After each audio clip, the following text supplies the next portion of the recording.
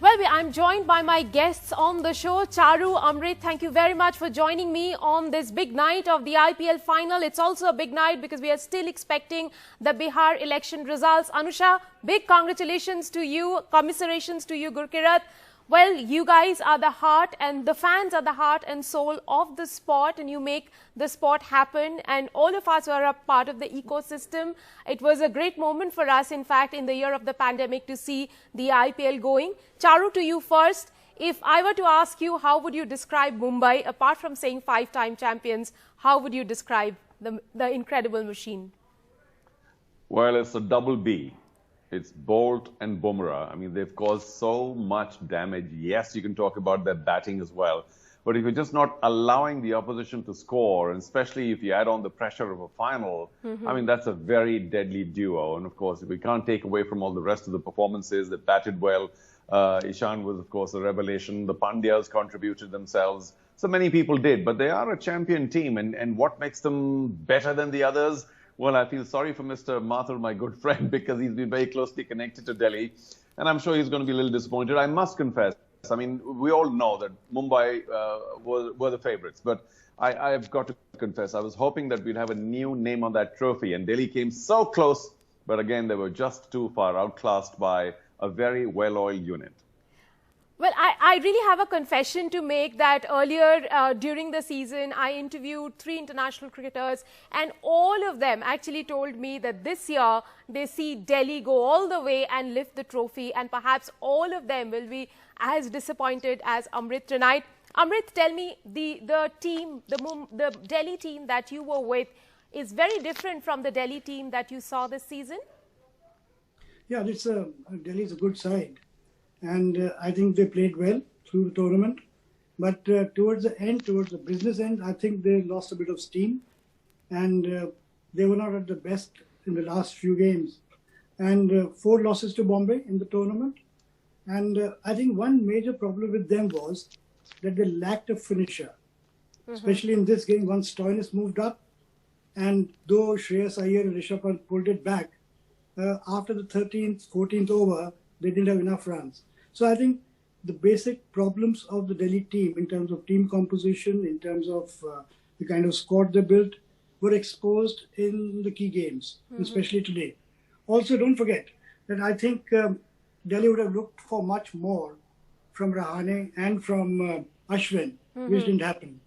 But I think they'll be satisfied with the overall season. This is the first time in 13 years they made the finals.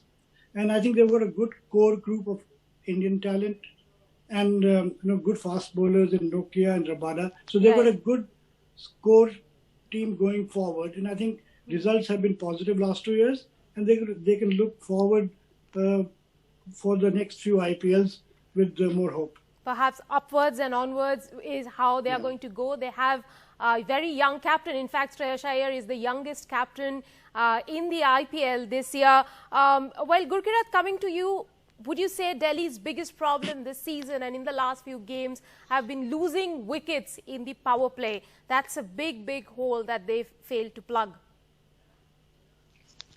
I remember, talking about this before the qualifier 2 as well. Of course, I mean, stats suggest that if you lose 3 wickets in the power play, you do tend to lose 80 to 85% of the games. That is, of course, has been an issue. But I think, with the kind of innings that Pant was playing today, Delhi were over those 3 wicket losses because they were, around 118 for 3 at the end of 15th over. So from there, it was theirs to take it to 170, 175. I think once Pant's wicket went, it was all downhill from there because, as good as Shreyas Iyer was today, in reconstructing the innings, there have been 3 or 4 games where he's not been able to have that game where he can, take the attack to the fast bowlers. And today also, in his last 20 balls, he scored 26 runs. I think that is something he will have to work upon.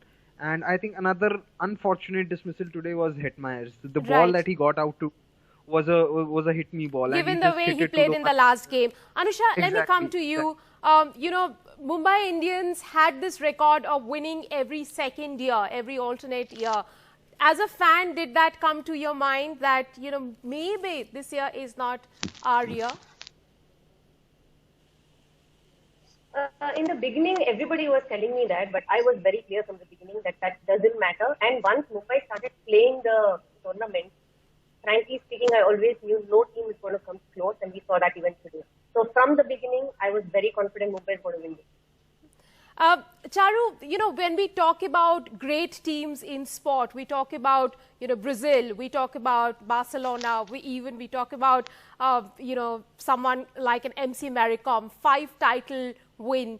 Would you somewhere equate Delhi, Mumbai Indians with these, you know, machines who have been able to achieve so much in their respective sport? Well, yeah, you draw some strange parallels. Of course, we can't go to individual sports, but yes, they have been dominant without question. I think it's a very well-oiled franchise, no doubt about that. They've been looked after by some very clever people, but you know, it's best not to overthink a T20. I mean, we tend to get a little too deep in terms of strategy and tactics and everything else, but they are a well-run machine, and that eventually does help. I mean, you mentioned some of the biggest names in the world in terms of franchises or perhaps countries. Countries are different. Franchise or clubs, should we say, club sport is different because, I mean, is it club over country or vice versa? I think when a sport does get professional, clubs tend to take over and they take so much more of your time and effort and energy and attention that they become your whole and soul. And country sadly takes second position, but that's how the world of professional sport is. So we've got to just hand it over to Mumbai for running a very efficient ship. And luckily for the IPL, you know, the fund, should we say, player fund, is still similar, if not absolutely the same. So we can't quite, like, say, the English Premier League, suggest that some people are running away because they have a much bigger purse. Here, of course, all teams have a similar purse. So, you know, it's difficult to argue that one or two teams are just that much better because they get more expensive personnel. There's a very level playing field, and in that level playing field for one team to excel is really extraordinary. So you've got to hand it to them for something very special. Amrit, would you say that Mumbai's success also lies in the fact the kind of blueprint they have been able to draw up right from the auctions? Because mostly when you look at the team, they have like-for-like replacements. They have a foreigner replacement for a foreigner, a batsman for a batsman.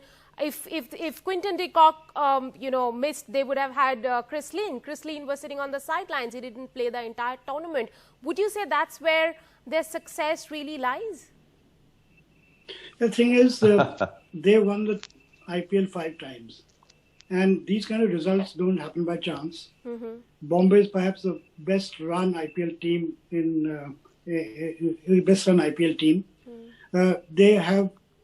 They're a team which knows how to win. They've developed a culture of excellence around the players, the support staff, the management, the owners. And they, as Charu said, are a very smart team. This season, they were training in Navi Mumbai 2 months before any other team even reacted or started preparing for the IPL. They were there. They spare no expense when it comes to, you know, improving the team. They've built a very good squad, as you said, at auctions. They've got like-to-like replacements. They've got all the bases covered. You've got Rohit Sharma, the best T20 opener in this team. You've got Trent Bolt and you've got Bumrah. You've got the two best finishers in terms of Pollard and Hardik Pandya. So they have created a team, a machine which is expected to win, to deliver. And I think that's part of creating excellence.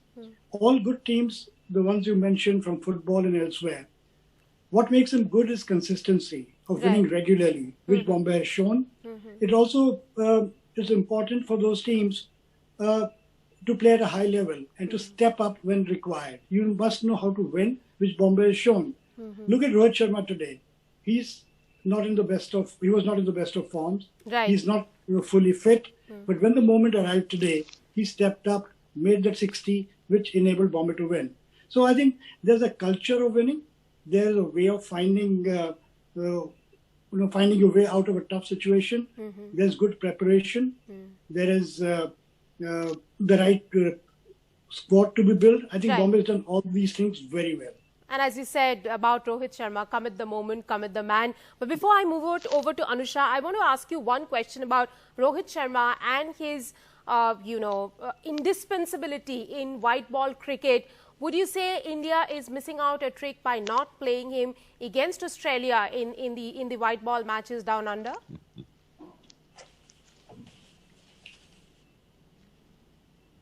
Amrit, to you. So it's going to be a big loss. Anusha, that question was for Amrit. I'll just come to you.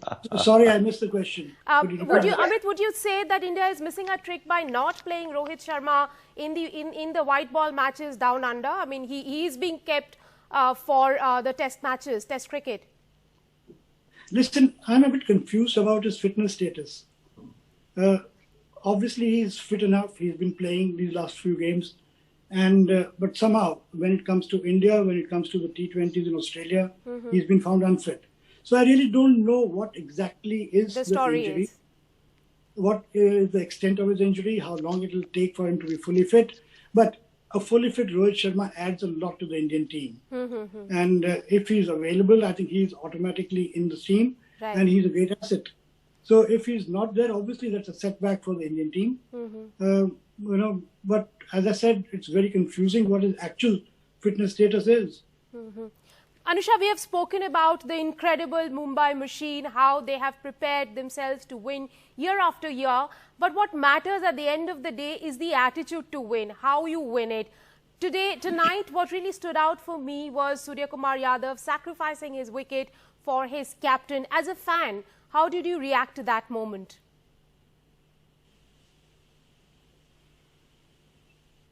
Anusha, that question is to you. Gurkirat, would you like to take that question as a fan? How did you react to that moment of Surya Kumar Yadav sacrificing his wicket for Rohit Sharma? It talks a lot about their team culture, for sure. One, because Surya himself has had a very good season, and he was also nearing a landmark, could have scored 500 seasons, but he realized that he was probably not timing it that well, because he was on 19 of 20 balls. As far as Rohit is concerned, he was 47 of 31. So yeah, it was a completely selfless move, because a lot of cricketers wouldn't have done it, because they would have backed them. Also, considering how Surya has been left out of the Indian side, so he had a point to prove. So extremely selfless of Surya, and it really talks about the team culture that they have. Another thing that I want to add, especially in terms of MI, which a lot of people talk about and needs to be given credit, is their scouting system. You must remember, Jasprit Bumrah was scouted and Hardik Pandya was scouted by Hardik Pandya, Krunal Pandya. Jasprit Bumrah was scouted, in fact, by John Wright back in those days. Yes, they have that incredible machine in place. Thank you very much, gentlemen. Thank you very much, Anusha, for joining me at the... Charu, you wanted to add something, is it? No, just very, very quickly. I mean, in terms of just the technicalities of the game, Rohit Sharma stroked the ball. It was his call, and Surya Yadav was ball watching. You watch the striker. If he's running, you run. You don't care where the ball is behind you, but he turn around and start watching where the ball is. So, we can certainly thank him for sacrificing his wicket, but he really should have taken off as a non-striker, seeing that the batsman's ready to run, because Rohit Sharma did not hesitate at all. So, but let's put it all past. Both of them will be hugging each other now and having a great time in the UAE as champions. So, it's a very minor blip in the ultimate easy chase for Mumbai. Absolutely. And the end result was that Mumbai beat Delhi by 5 wickets to lift that incredible IPL title for a 5th time. Now, this is a stat from the match. Trent Bolt has taken 8 wickets in the first over this season, which is the highest ever by any player in a season. Thank you very much, Charu. Thank you, Amrit, Gurkirat and Anusha for joining me on the broadcast this hour.